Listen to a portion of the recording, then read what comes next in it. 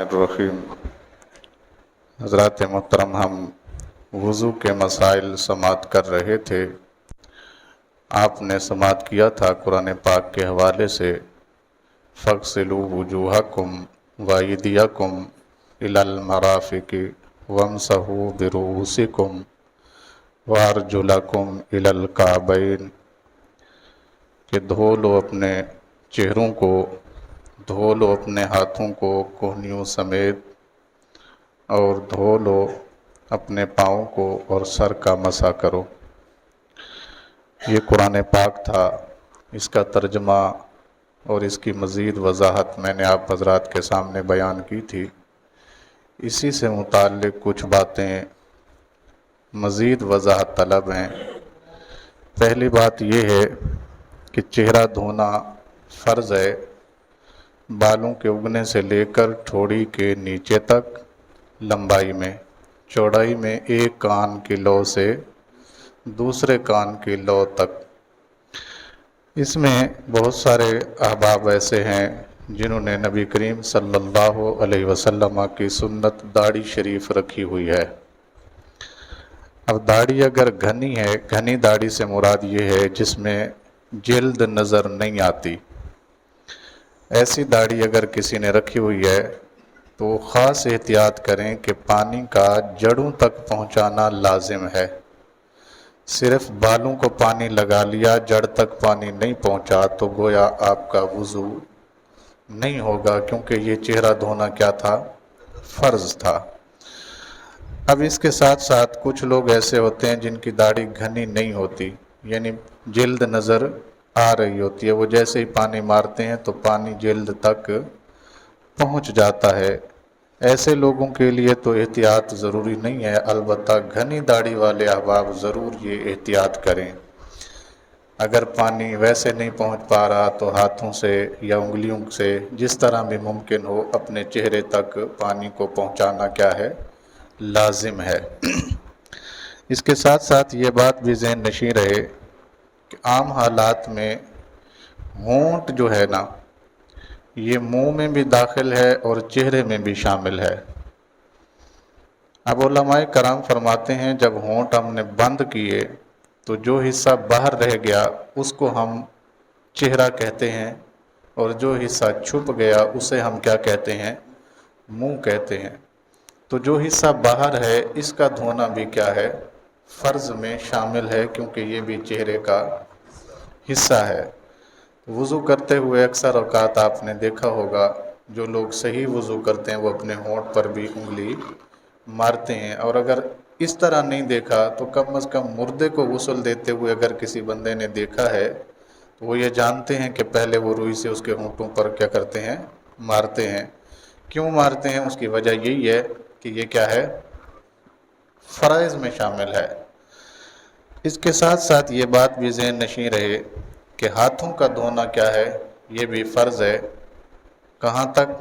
کہنیوں سمیت۔ اس میں ہاتھوں کے ساتھ بعض اوقات ایسا ہوتا ہے کہ بندے کی دو انگلیاں ملی ہوئی ہوتی ہیں، اگر تو پیدائشی طور پر ملی ہیں جو جدا نہیں ہوتی تو پھر تو کاٹ کے پانی نہیں پہنچانا، تو جہاں تک پہنچ سکتا ہے آسانی کے ساتھ ممکن ہے وہاں تک پہنچا لیا جائے۔ لیکن ہمارے جیسے جس طرح نارمل افراد ہوتے ہیں وہ بھی ہاتھوں کو بند کر لیتے ہیں، تو بند جگہوں پہ اکثر پانی نہیں پہنچتا۔ ان جگہوں کا بھی خاص خیال رکھا جائے، اسی لیے نبی کریم صلی اللہ علیہ وسلم کا طریقہ یہ تھا کہ آپ انگلیوں کا بھی خلال کرتے تھے۔ خلال کا مطلب یہ ہے کہ ایک ہاتھ کی انگلیاں دوسرے ہاتھ میں ڈالی جائیں، تاکہ اگر وہاں تک پانی نہیں پہنچا تو اب پہنچنے کو کیا کر لیا جائے؟ پہنچا لیا جائے۔ اس کے ساتھ ساتھ آپ یہ بات بھی ذہن نشین رکھیے کہ ہاتھوں کے اندر ناخن بھی ہیں۔ آج کل ایک رواج اور فیشن بن چکا ہے بڑے ناخن رکھنے کا۔ پہلی بات تو یہ ہے کہ یہ نہیں ہونا چاہیے، کیونکہ رسول کریم صلی اللہ علیہ وسلم نے بڑے ناخن رکھنے سے کیا فرمایا ہے؟ منع فرمایا ہے۔ حضرت ابو ہریرہ رضی اللہ تعالی عنہ سے مروی ہے، آپ فرماتے ہیں کہ نبی کریم صلی اللہ علیہ وسلم نے ارشاد فرمایا 5 باتیں فطرت سے ہیں۔ فطرت سمجھتے ہیں آپ؟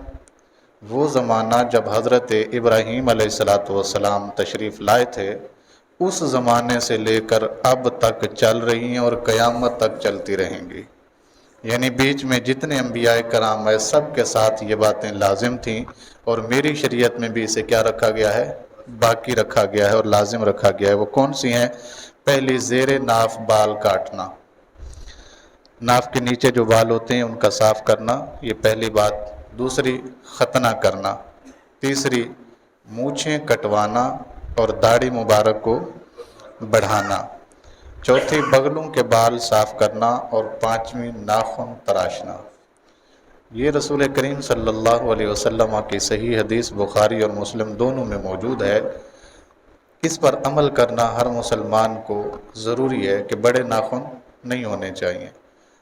اب ہم انسان یعنی آدمی جو ہے وہ بالخصوص کٹوانے پہ اس مصر ہوتے ہیں اور کٹواتے بھی ہیں۔ بعض لوگ جو ینگ جنریشن ہے آج کل کے، وہ ایک ناخن رکھ لیتے ہیں، کسی ایک انگلی کا ناخن بڑھا لیتے ہیں یا انگوٹھے کا ناخن۔ مجھے سمجھ نہیں ہے کہ کیوں بڑھاتے ہیں، بہرحال جو بھی کرتے ہیں غلط کرتے ہیں، نہیں کرنا چاہیے۔ اور بالخصوص خواتین، اور پھر وہ خواتین جو ہمارے لیے کیا بناتی ہیں؟ کھانا بھی بناتی ہیں اور ناخن بھی ان کے کیا ہوتے ہیں؟ بڑے ہوتے ہیں۔ تو یہ مکروہ تحریمی لکھا ہے اس کو علماء کرام نے کہ بڑے ناخن کے ساتھ کیا بنایا جائے؟ کھانا بنایا جائے، یا پھر بڑے ناخنوں کے ساتھ عبادت کی جائے۔ وجہ کیا ہے؟ وجہ یہ ہے کہ رسول اللہ صلی اللہ علیہ وسلم نے منع فرمایا ہوا ہے، اس لیے نہیں ہونے چاہیے۔ پہلی بات تو ہونے نہیں چاہیے۔ دوسری بات، اگر کسی نے رکھے ہوئے ہیں تو وہ پانی کو نیچے پہنچانے کا اہتمام بھی ضرور کرے۔ اس کے ساتھ ساتھ بعض اوقات لوگوں نے گھڑی پہنی ہوتی ہے، بعض اوقات کسی نے انگوٹھی پہنی ہوتی ہے، اور کوئی کڑے وغیرہ جو بھی پہنتے ہیں، اس طرح کا اگر کچھ پہنا ہوا ہے تو اسے بھی حرکت دے لیں تاکہ پانی نیچے پہنچ جائے۔ انگوٹھی ہے تو اسے آگے پیچھے کر کے پانی نیچے پہنچائیں۔ جو بھی چیز آپ نے پہنی ہے اس کے نیچے تک پانی پہنچانا کیا ہے؟ لازم ہے۔ اگر آپ نے اس کے نیچے پانی نہیں پہنچایا اور ایسے وضو کر کے آپ تشریف لے اور نماز پڑھ لی تو یقین جانیے جب آپ کا وضو نہیں ہوا تو آپ کی نماز بھی نہیں ہوئی۔ اگرچہ یہ آپ نے غیر ارادی طور پر کیا ہے تو نماز نہیں ہوگی، نماز آپ کو دوبارہ پڑھنی پڑے گی۔ اگر آپ نے جانتے بوجھتے ایسا کیا ہے کہ چل یار مولویوں دے مسئلے نے کچھ نہیں ہوندا، پڑھ لو، کوئی مسئلہ نہیں ہے، تو پھر آپ گناہگار بھی ہوئے ہیں اور اللہ اور اس کے رسول کے نافرمان بھی ہوئے ہیں، اور آپ نے گناہ کبیرہ کیا ہے۔ بعض صورتوں میں تو علماء نے لکھا ہے کہ ایسی صورت میں جب ایک کام کو شرعاً منع ہے اسے کوئی جائز سمجھ کر کرتا ہے تو یہ حرام کا مرتکب تو ہوتا ہی ہوتا ہے، ساتھ ساتھ اپنے عمل سے دائرہ اسلام سے بھی باہر چلا جاتا ہے۔ اللہ تعالی ہم سب کو رسول کریم صلی اللہ علیہ وسلم کی سنت کو سمجھنے اور اس پر عمل کی توفیق عطا فرمائے۔ آمین۔ وآخر دعوانا ان الحمد للہ رب العالمین۔